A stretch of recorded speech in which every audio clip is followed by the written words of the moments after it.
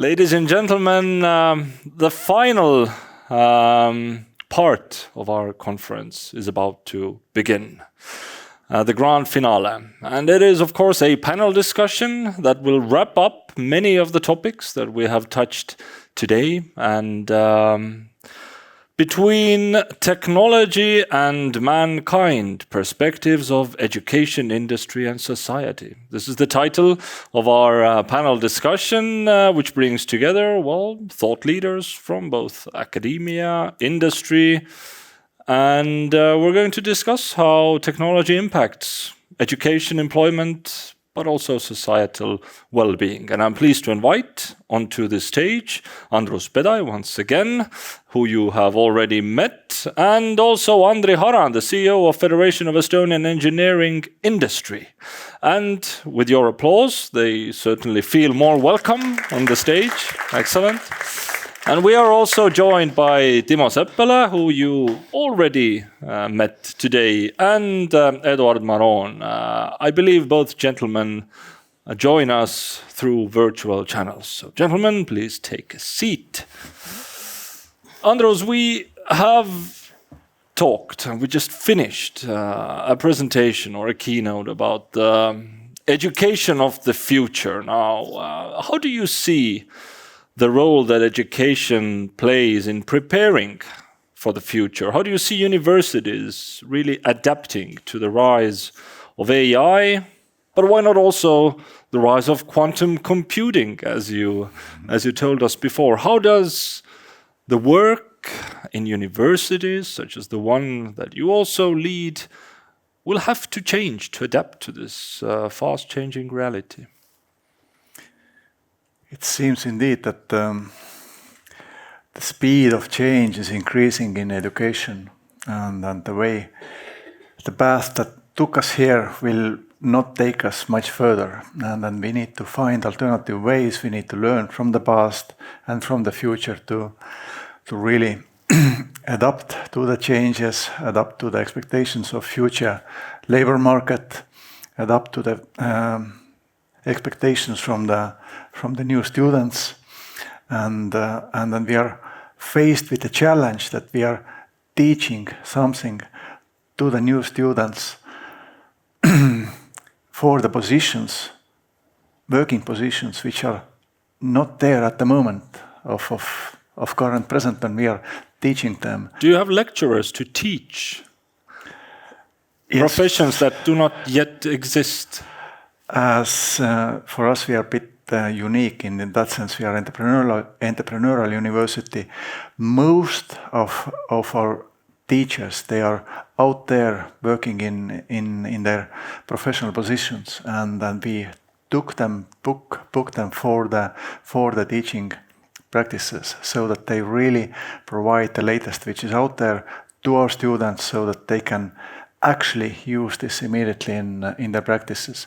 And indeed, as University of Applied Sciences, we are very much focusing on this applied approach in education. Can you say that to other universities, to what's happening in Estonia and in Europe? Or are we dangerously lagging behind with the skills, with the knowledge that we're transferring to the younger generation?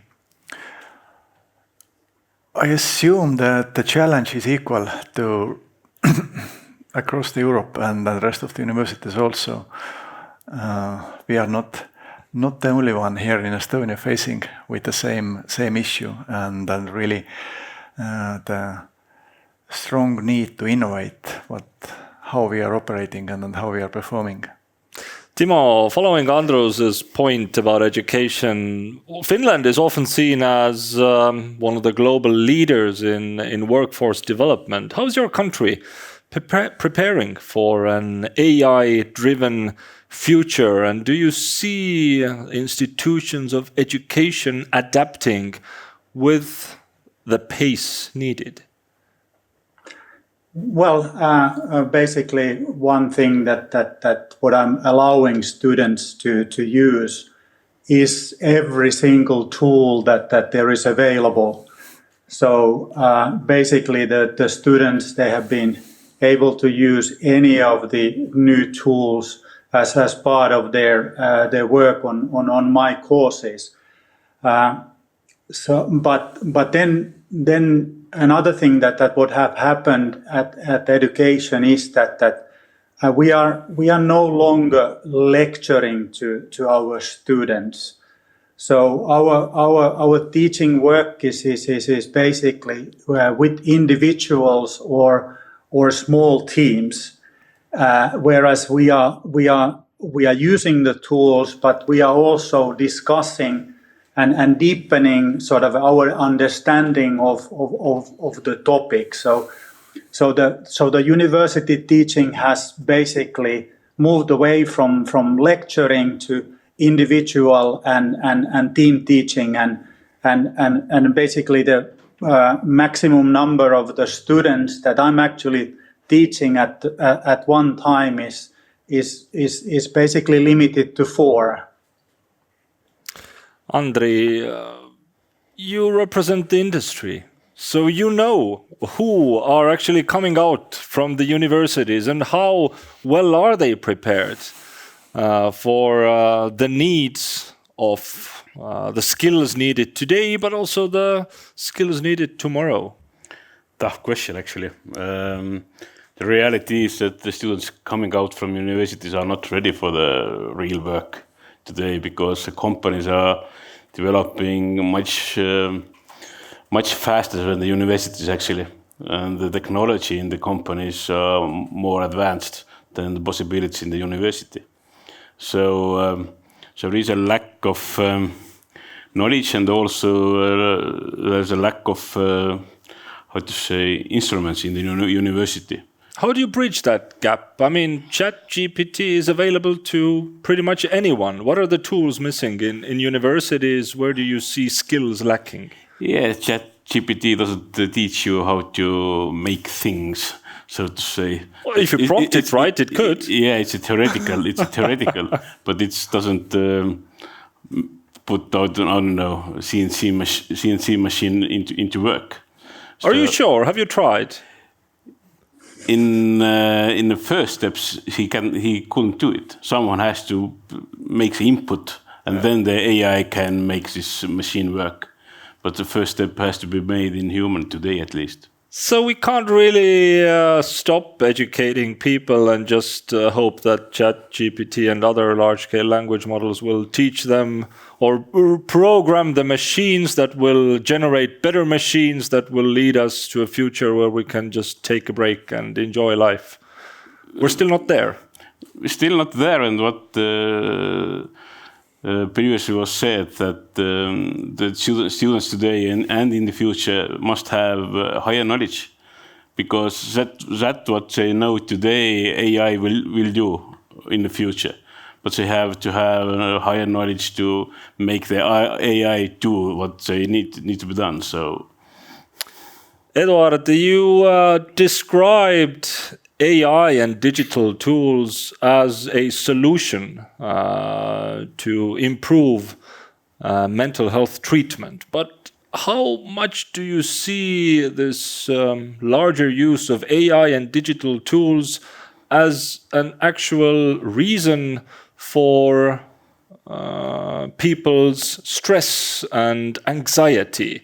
Is it a two-way street, that the more AI we use, the more depressed people we have who are afraid of losing their job, and the more AI we can use then to diagnose them? Are we balanced out in a way? AI phobia. Yeah, it's cool. Is it echo? Now we can hear you well. Okay, good. Yeah, I think, the people definitely may be scared about AI technology, which going to replace their skills, their professional, positions, academic, or they just like worker. So again, what Timo was demonstrating is definitely would probably make people stressed and very worried about the future. If you're talking about medicine, I think that the AI technology would be very supportive for professionals, but I'm very skeptical in terms of just replacing professions by AI technology, because this ethical concerns issue. There also CE marking or like certification of AI technology. We should be absolutely clear and should be absolutely clear and show that actually AI technology making decisions exactly in the right way. So this is a very long way, till AI technology would be really certificated. If we're talking about broader areas, so I mean broader fears of people by AI technology, I think we will find balance between AI skills and human skills. Again, it's my hope is, and my understanding is that actually many probably professionals will disappear, like advocacy probably, because it can be done by AI technology probably much quicker to understand what the case and how to resolve these. Probably some first decisions like identification of signs of symptoms or helping people to, get some initial support. But behind on this AI technology should be humans. And as there was also already mentioned that even before that, AI technology still needs input from humans. So I think the collaboration between AI technology and humans is very promising, very interesting. And I don't think that AI technology at this moment, probably I'm wrong, but I don't think that AI technology really offering some dangers to people in terms of their future. So you don't see risks for mental health in relation to, I don't know, social isolation as more of our interactions become digital? Digital tools definitely save your time. So, and this is up to people. Unhappy. It's really how you waste your time or how you use your time is the question about this, how you're a manager of your time. So I don't think so that AI technology offering higher risk than smartphones. We already have smartphones for 20 years. And we know that people probably not socializing as much as they used to socialize before. But again, people are quite adjustive. So they can learn new skills. They can learn new,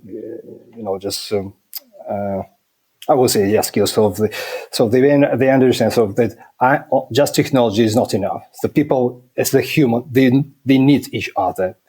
They would like to socialize. They would like to communicate with each other. So I don't really see the huge risk that people would be isolated and just be surrounded only by AI technology and they don't need other people. During today, I randomly ran into a graph that was showing how couples meet. So when in the 60s, 70s, 80s, perhaps even the early 2000s, it was a mixed picture. People met through relatives, friends, college, workplace, etc. And then in the 2000s, internet went up like that, and all the other means of meeting new friends or finding your future husband or wife went down dramatically. So we are living online. Our romantic relations are being made more and more online. So it's certainly a new sphere of our everyday life, and it affects our mental health as well, I believe. But it's good to hear that you're still optimistic that we can preserve good mental balance and health in this digital life. Now, Andrei, technology is of course changing the way we interact with ourselves. It's changing the industry. What is the next big wave of innovation that you are looking forward to? We spoke about quantum computing here and AI, but looking at very practical things that need solving in the industry, where do you see the next great leap in innovation? Innovation itself, actually, in the industry, because there is lack of engineers or other specialists actually who could make new developments of the products or services. So the AI and technology should help us create new products and services for the market, and faster and more complying to the market needs. So this is actually what we are lacking today. And the tools needed to get there, what are the, I mean, is it quantum computing? Is it AI, language models? Where are the next interesting steps in innovation for you? For the industry, I think the AI is one of the newest things, actually, what to use and where to learn how to use it actually and put it into work for your own good, so to say. Well, speaking of retaining the future job market, what are the skills, Andrus, that you believe universities should now focus more, really, to better prepare the students for the coming technological wave? It's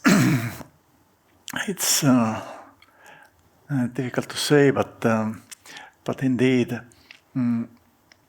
problem solving and the skills to handle environments which are really data driven, that seems to be the trend, and indeed, university cannot prepare students for the specific task in industry. Coming from the industry, I know it myself that there was always this learning curve involved for the new engineers that we hired to join our production teams, and it is just the nature of the business.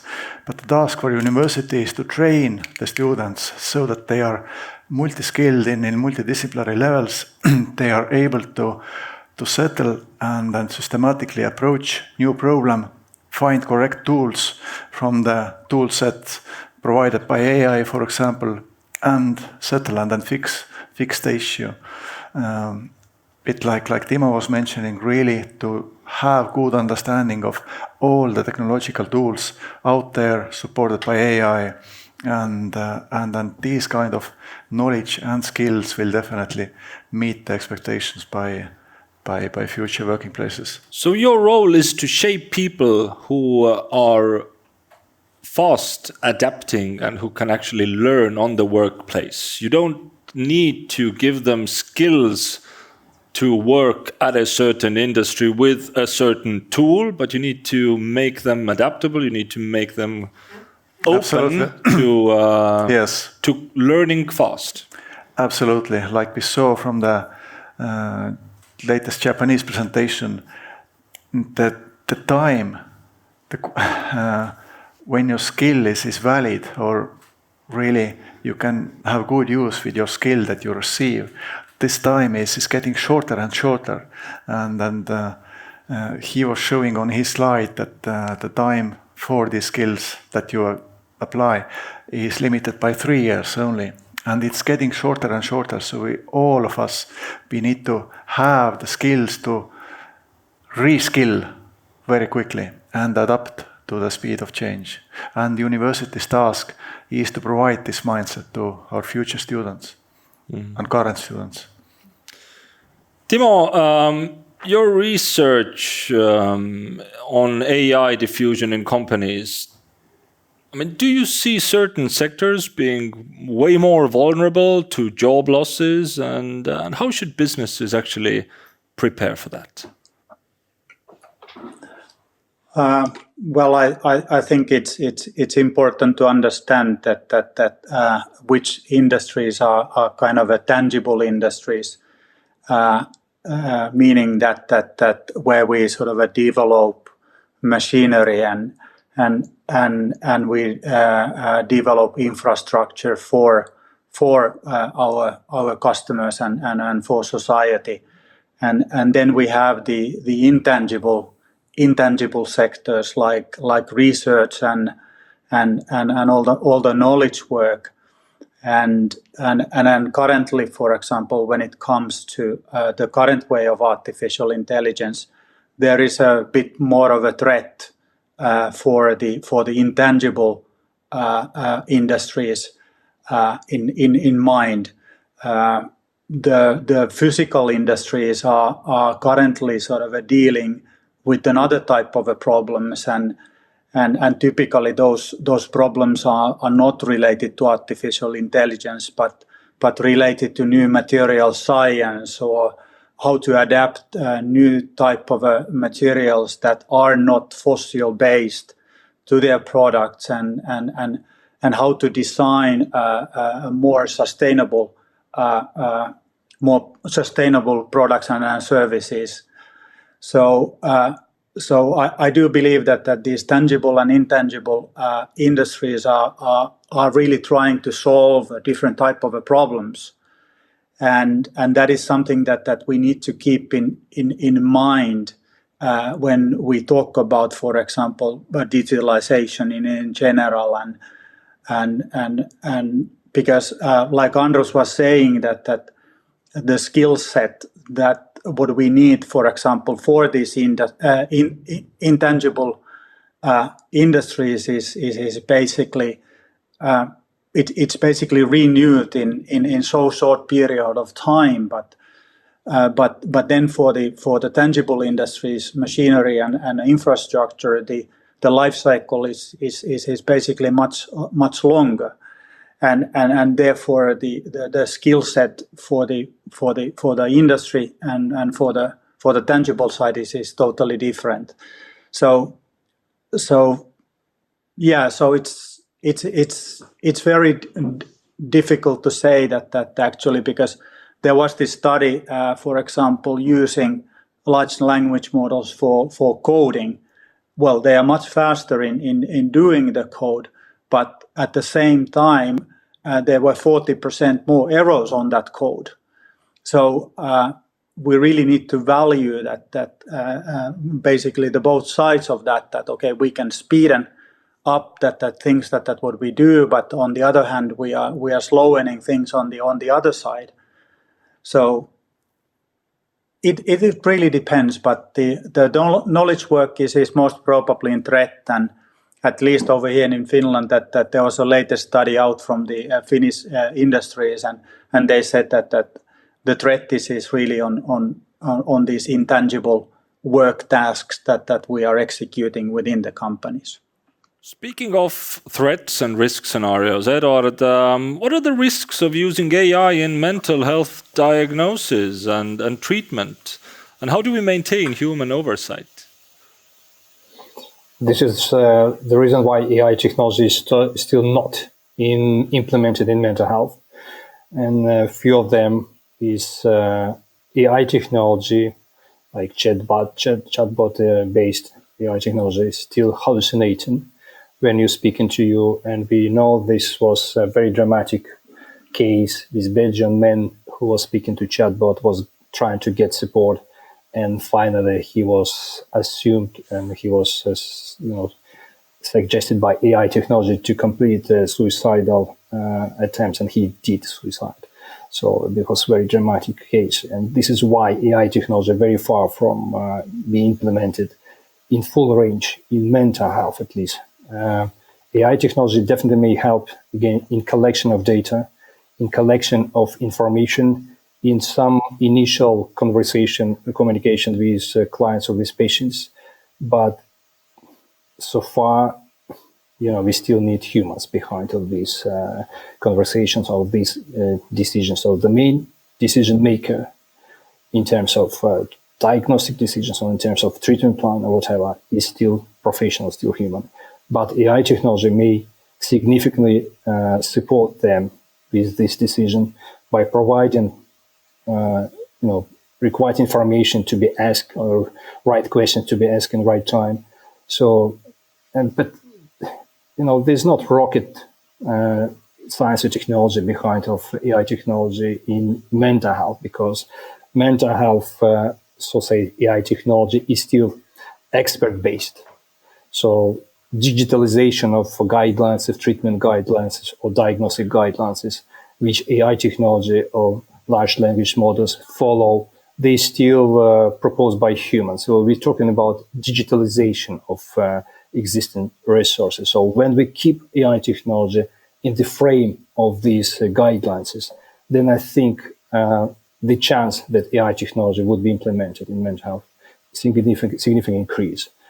But if we just let AI technology just do this stuff without regulations, so it's hallucinating and it's make very dangerous decisions for humans. Andri, we've seen the IT industry boom, and we're currently actually seeing going through layoffs. What do you think is the future of employment, especially as automation increases in industries like manufacturing and engineering? Do you need more IT guys, or do you need more guys that can hold and operate old school machines? In the future, we definitely need more, so to say, IT guys, but these IT guys actually need to know how the machine works as well, not just programming. And what we see is what is the future is actually the IT sector goes more near to the industry and vice versa. So we can actually, in the future, we can talk about technology sector in overall. So the industry and also IT will be based on technology.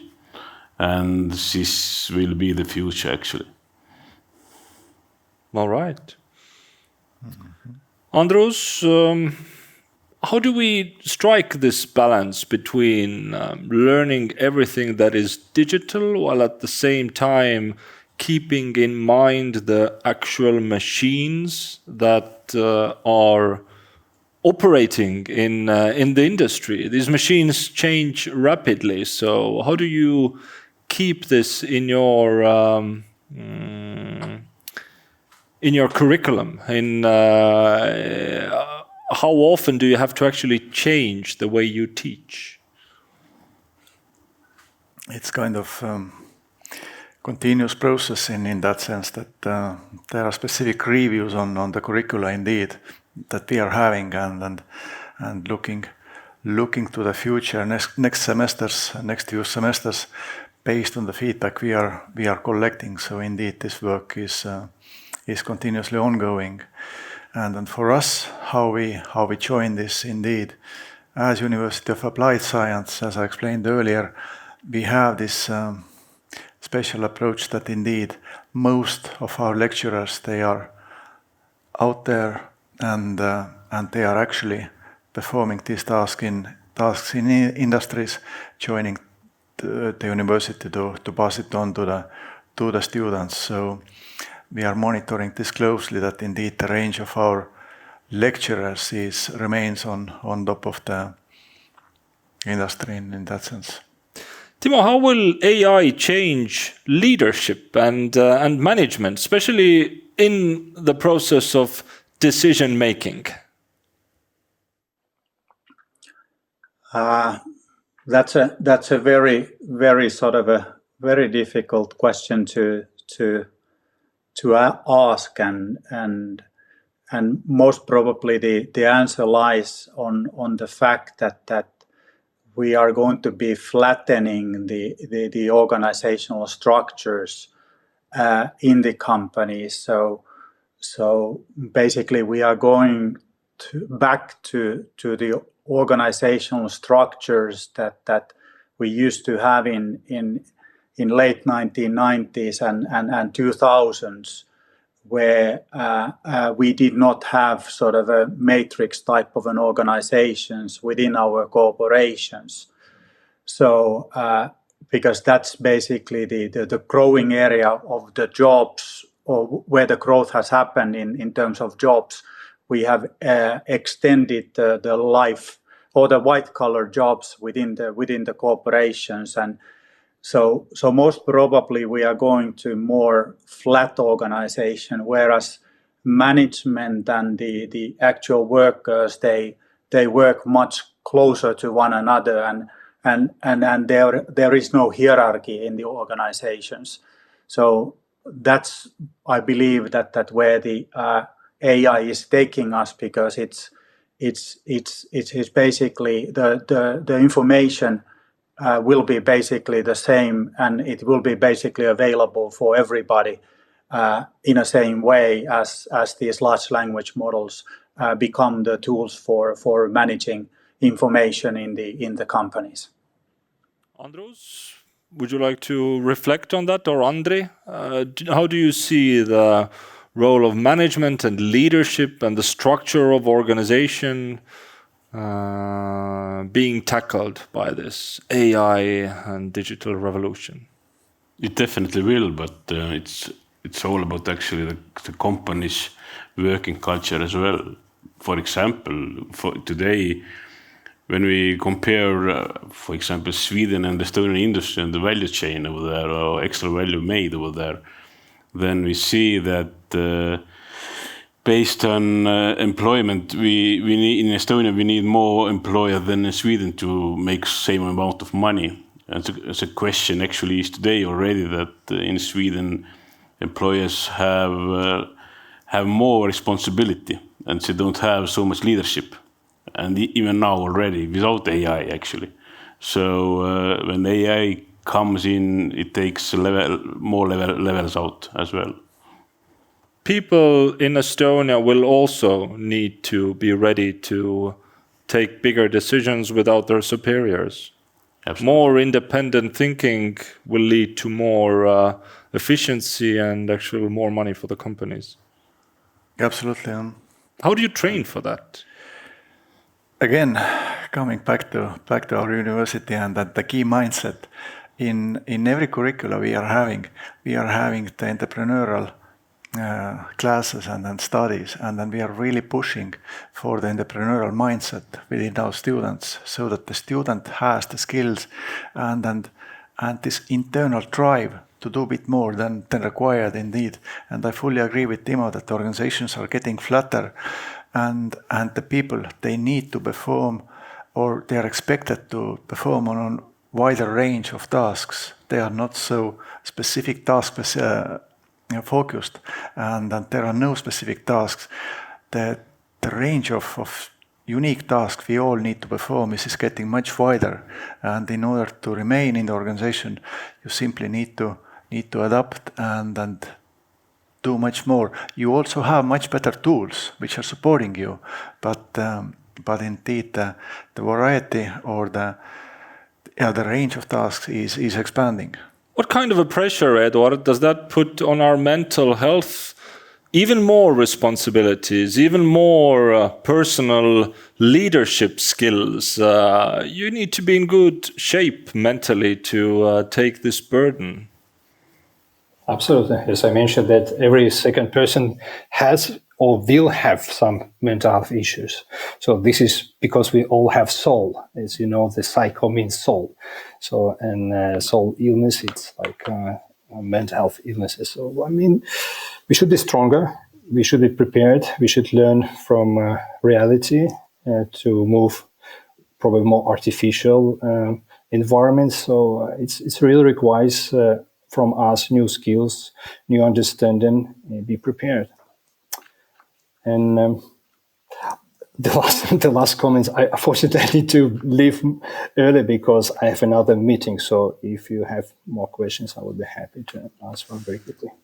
Wow. Well, one question coming from the audience, perhaps, Eduard, you can reflect on that before you have to leave. Recently, the EU adopted an AI Act. In your opinion, is it more of a curse or a blessing for the EU? And as well, the future development of AI within the EU?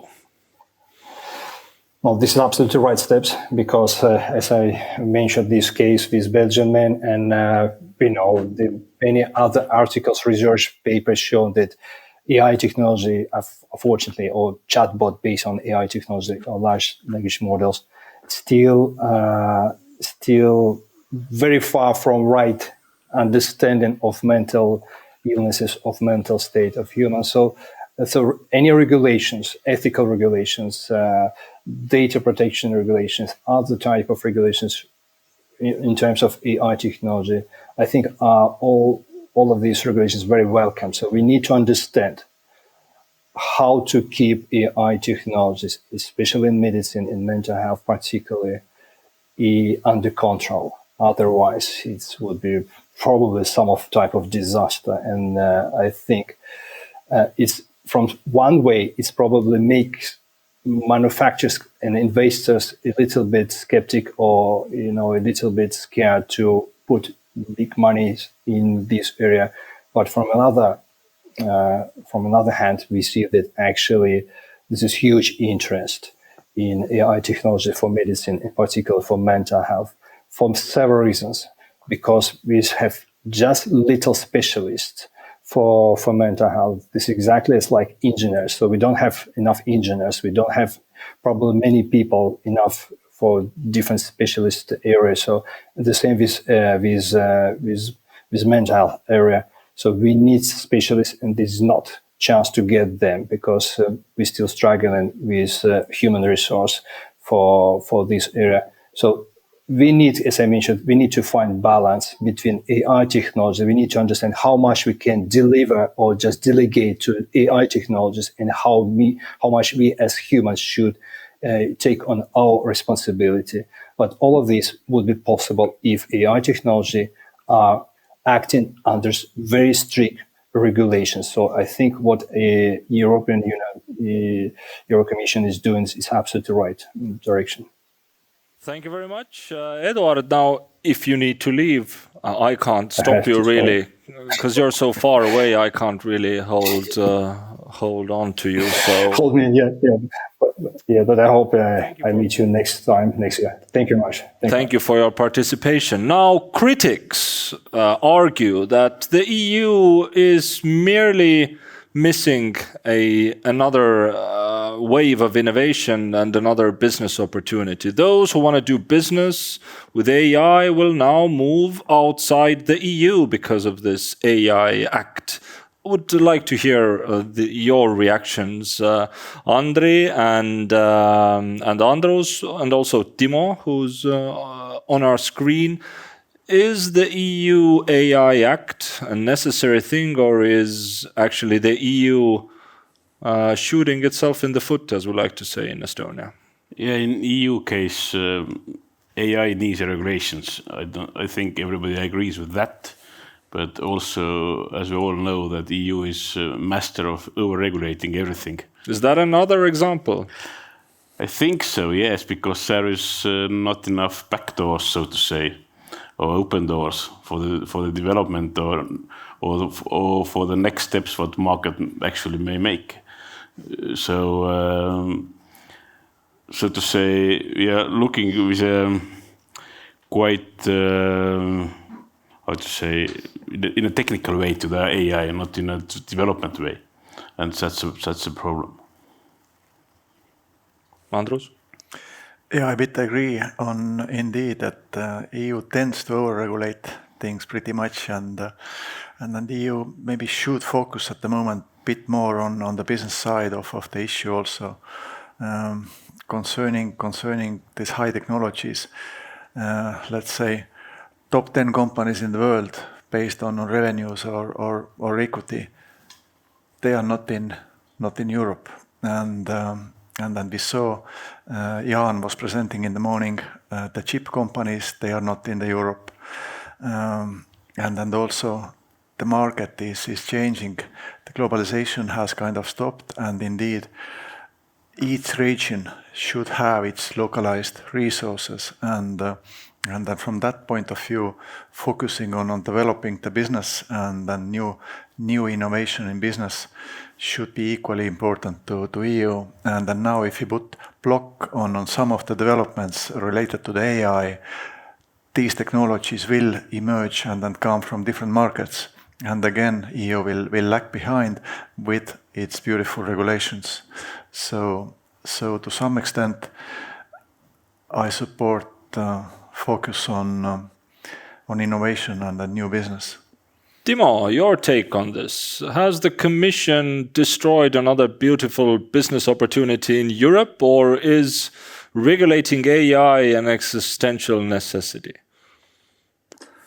Well, my perspective to legislation is that every sort of or legislation should be technology neutral. So basically meaning that we should not be regulating any technologies. And when I started working on the AI Act some six years ago with some of the ministries over here, I've been always sort of pointing out that legislation should be technology neutral. The reason for that is that we are basically behind our competitors in Europe when it comes to AI implementations, because there is all the time, like said earlier, new legislation coming in. There are changes to the legislation, and companies basically have been forced to hire lawyers, tens of lawyers to comply with all this regulation coming out from the European Commission.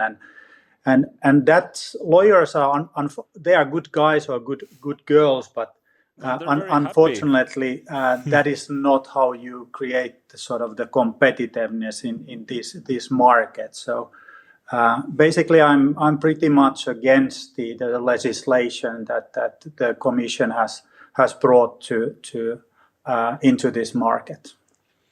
I'm going to meet Kaja Kallas, the Vice President of the next European Commission. In about 1.5 hours, I will send your greetings and explain what the Commission should do. Unfortunately, I don't think this will have a major effect on the EU AI Act, but nevertheless, I'll give it my best shot. Now, if the European Commission shouldn't tackle AI and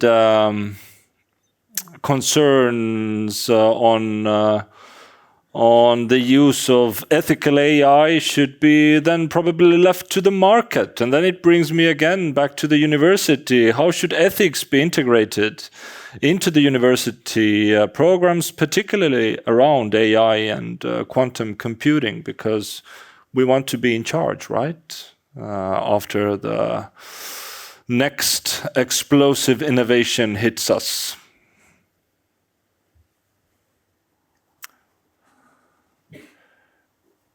I do not. Yeah, that's a good question, and I haven't considered from that point of view. I'm kind of technology driven always, so that.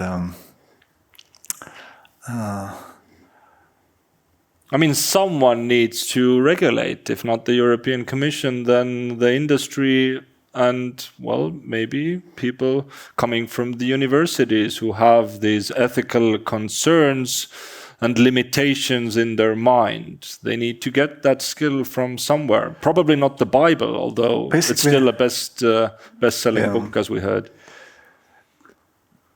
That is the task of regulations also in setting these regulational boundaries, and I agree that technology should be left out from these boundaries, and that technology should develop in parallel, and that the regulations task could support us with ethical limits.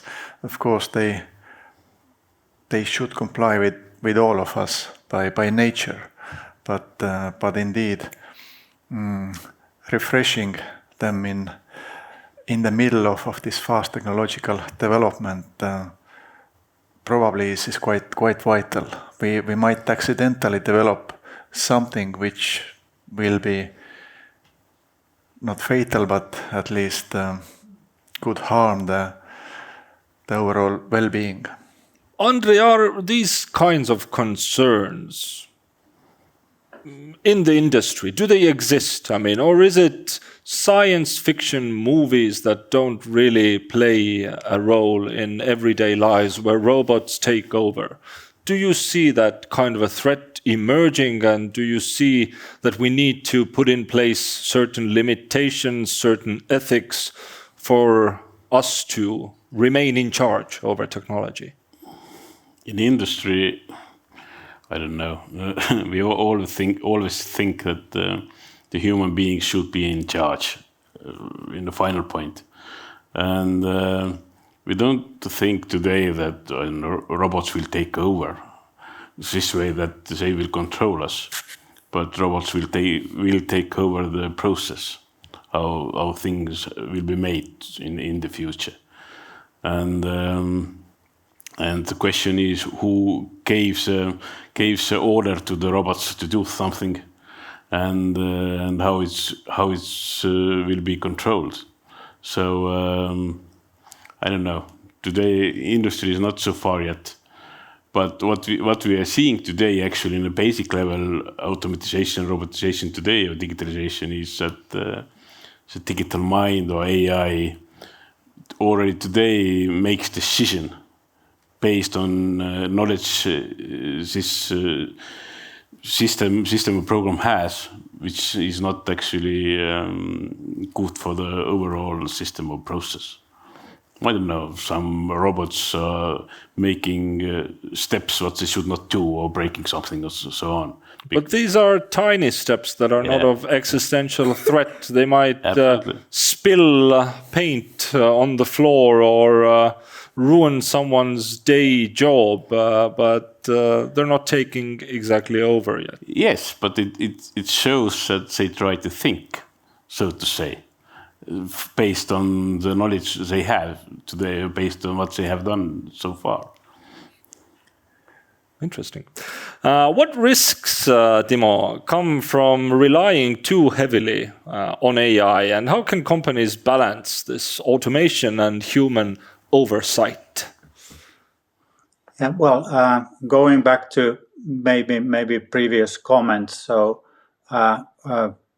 basically, I do consider that humans will be always designing the products, and humans will always decide how the automation will augment humans doing different type of tasks.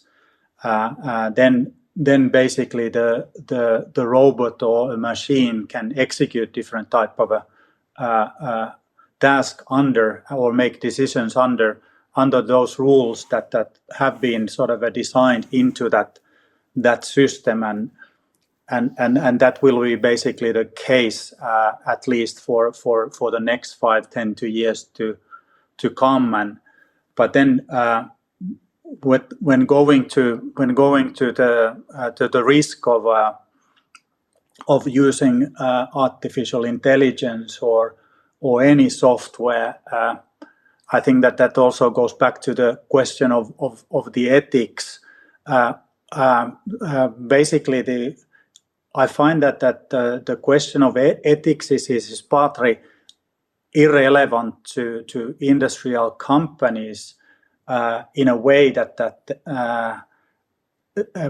ethics was not sort of any problem in any of the systems before social media and gathering data from social media and then creating artificial intelligence or based on that. So I find that this ethics related question is only topical now when it comes to using these new tools in the context of B2C or by the humans. So it's not any sort of ethical problem for a companies.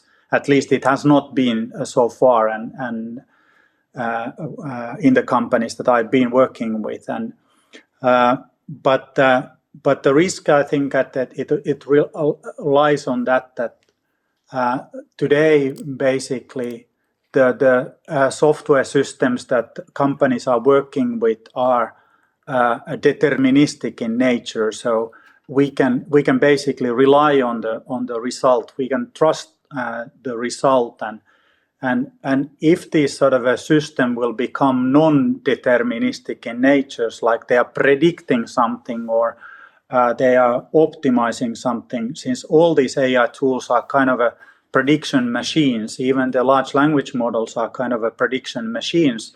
So the question really lies on that can we trust on these non-deterministic systems in operations, and the risk is there. What type of a sort of a reliability we actually tolerate in the answers? So, do we want to have exact answers, or do we tolerate that? Okay, this answer is basically 85% right. So I would sort of like to see that while we are getting these answers from these prediction machines, that we would like to also that they would predict to us that, okay, this is now 85% correct, or so that would be sort of that would help us sort of to understand that, okay, now there is a 15% risk on this answer that it's not correct, or it's wrong. So, but that's not yet happening. So, but I would expect that to happen to somehow. That would be the nice way for us to manage the risk of the answers that what we see today. Without ethical limitations, a correct answer to climate change on planet Earth would, of course, be to remove humans from the equation. There wouldn't be a climate issue with us. So AI could easily lead to a conclusion: let's just remove people and the planet will be fine. So I do think we need ethical boundaries for AI. Otherwise, we won't be there to judge its decisions at one point. Ladies and gentlemen, I have another topic that I would like to raise with the panel, but perhaps you have your own questions that you would like to ask. I see hands here. Can we equip the gentleman with a microphone? Thank you, and I'm sorry, just arriving 1 hour ago because there are so many seminars going on today. My question is maybe such an end user question. So I am, for instance, also a user of smart home for more than 10 years.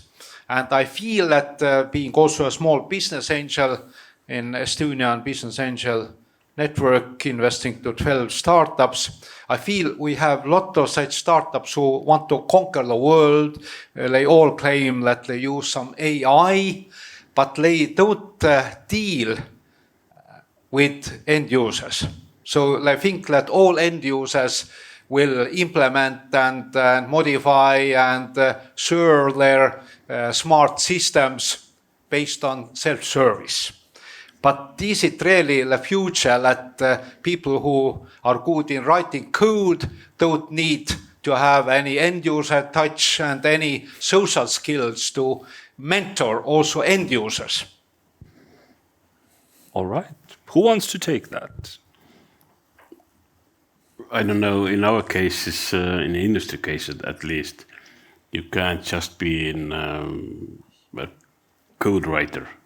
You have to understand to whom and what the expectation is and so on and so on.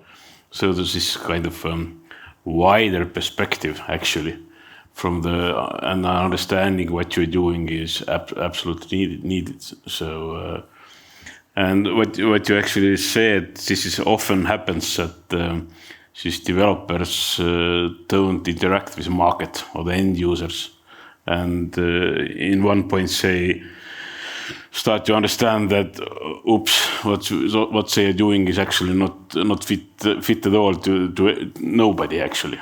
So they will go to bankrupt or do it again from the scratch. So it happens very often, and this is because that they not actually looking around or testing the product or outcome with the end market. Would you like to comment that? Yes, it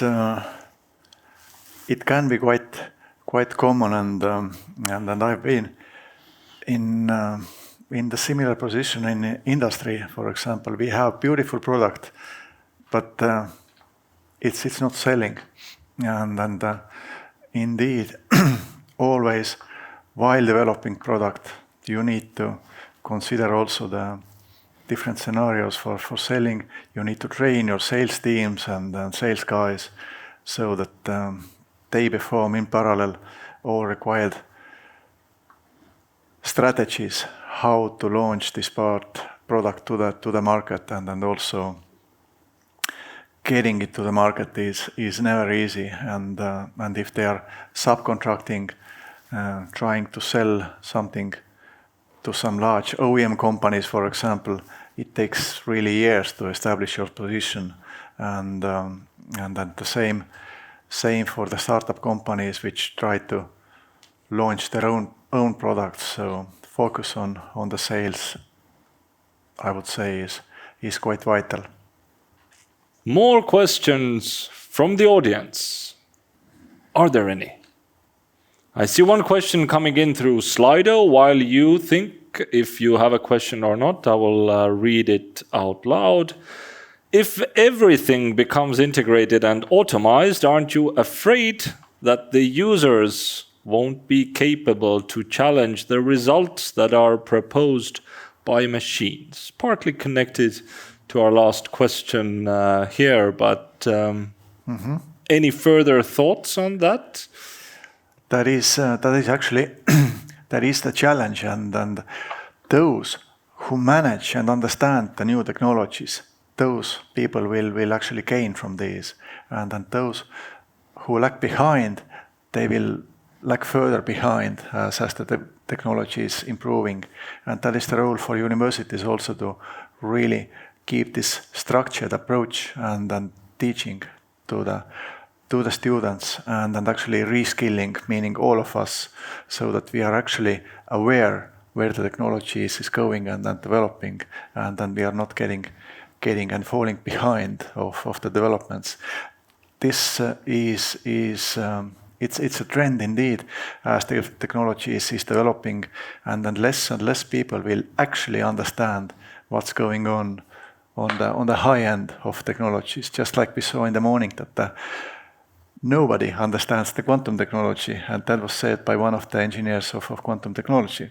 So yeah, that is a common challenge for us. So we won't just need people who write prompts for ChatGPT, we also need people to understand what ChatGPT or any other AI-driven assistant or system is telling us. Yes, absolutely. We need to manage it, and as we discussed, as the computational power is increasing, there is risk of some moment, or it is commonly predicted, and in the science also, I believe, commonly approved, that at some moment there will be the point of singularity where the system will gain its own consciousness. And then from that moment on, humans indeed will become obsolete if they have not prepared this moment properly and put something to the DNA of the system, so that we remain in the loop properly. Timo, you have been left out of this conversation for way too long. Would you like to step in? Well, I'm still kind of an old-fashioned guy, and even though that I'm allowing my students to use all the tools that there are available, I still trust on pen and paper. I still trust on reading and discussing things in a smaller groups with the people. So basically, my point over here is that we should not be forgetting the fact that how people learn, and how basically people have been sort of educated in the past, and basically currently I'm a bit afraid of that fact that we are moving sort of too fast to only use sort of a single set of tools when we are considering sort of the learning, because we learn with our senses in general, and basically typing something to a computer has nothing to do with basically our senses, that what we have. So I think that we should not sort of forget all these old tools that what we have used for education during the last sort of 10 to 30, 40, 50 years. But yeah, so basically that's my sort of a takeaway from this discussion. Dear friends, do you have more questions? I would hate to let you go home with an important thing on your mind that you wanted to ask the panelists, but the moderator didn't let you. Now's the chance. I have so many questions myself, but I wouldn't want to be the only privileged person to ask things on my mind. Perhaps you have a more important thing on your mind. I don't see a huge wave of hands. No people standing up, excited to ask questions. So I will take the last question for the remaining 7 minutes that we have left of this panel. Data is the new oil, they say. It's become a classical quote. Now we digitalize everything. Everything's moving to the cloud. Everything's online. If it's not online, it's in our computers, which are connected to the internet. Now, as we recently saw in quite an embarrassing attack on the Estonian Ministry of Economic Affairs, but also other governmental institutions, Russian hackers got a hold of tens of gigabytes of data from Estonia that should have never left the government institutions. Some were secret documents or documents that were meant to be used inside the ministry building.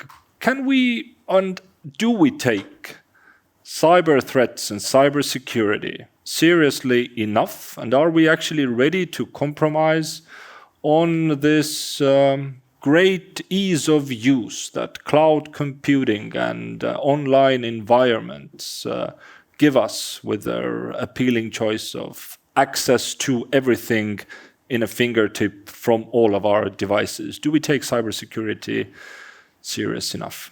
Who wants to start? In the university, definitely we take. Yeah. We have assigned special person to be on top, in charge of these questions, and we are managing large amount of data from our students, and then that by default has to be kept confidential. So I would say yes, we take it very seriously. In the industry and overall, I mean, data being the new oil, can we keep this oil from leaking? Yes, but in an industry case, data is a one part of the problem, actually. The second part is actually through cyber attack, you can close a factory, so to say, and make some machines not to work. So in the industry, more and more companies are more aware of the cyber threats, and they are acting against them.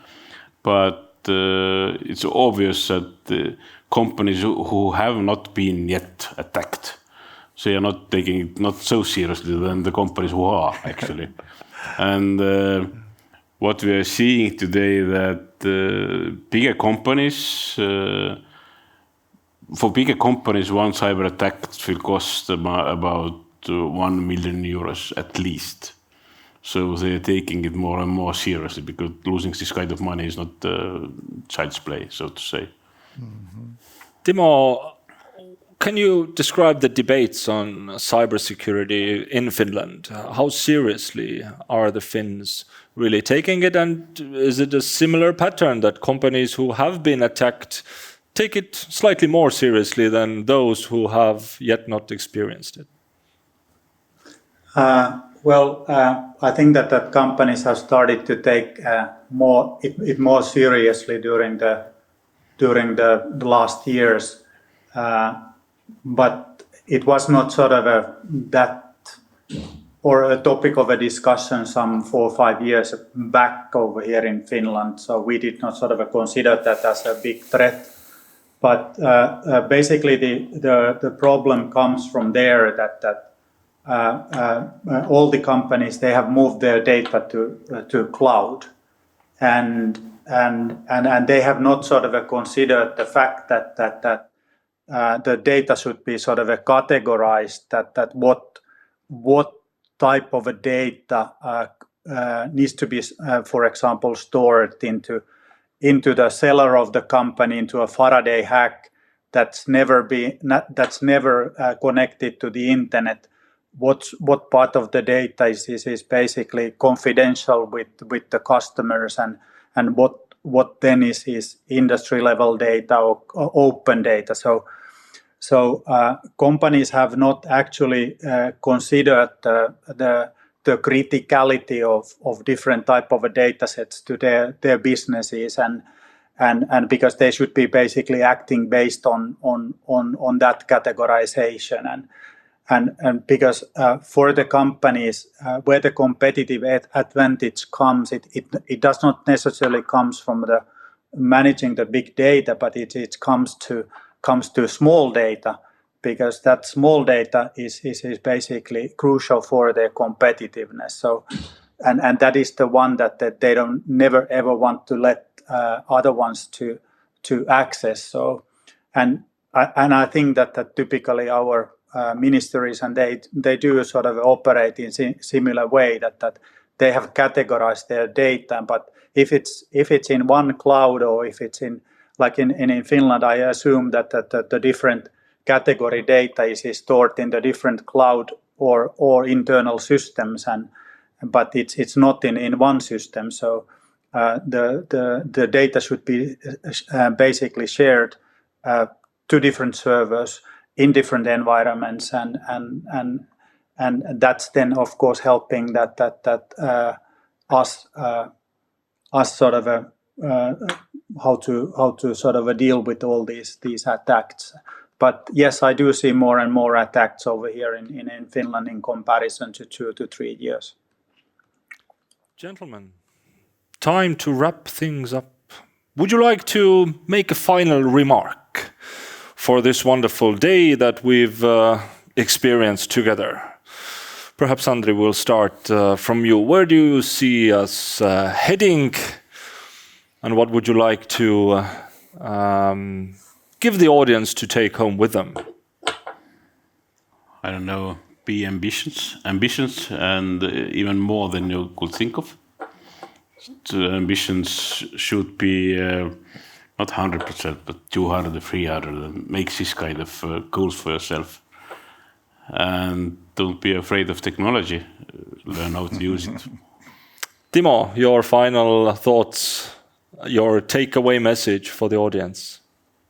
Yeah, artificial intelligence is only one technology in the toolbox. So use it when the business case or when the customer requires it. But yeah, it's one technology in the toolbox of thousands of different other technologies, and then as a final comment is that typically I hate these hypes that only talk about one single technology and it can solve everything. That's not the case. Good point. Andros, you have the final words in this panel. I started today with the insight on the quantum computers, and yeah, I can finish with the same on the same field also, that it would be one of my dreams to have Estonia's first quantum computer to be set up here in the Ülemiste Smart City to support the business community we have around us here. What a nice dream. Thank you very much, ladies and gentlemen, and applause to Andros, Andri, and Timo. Thank you very much.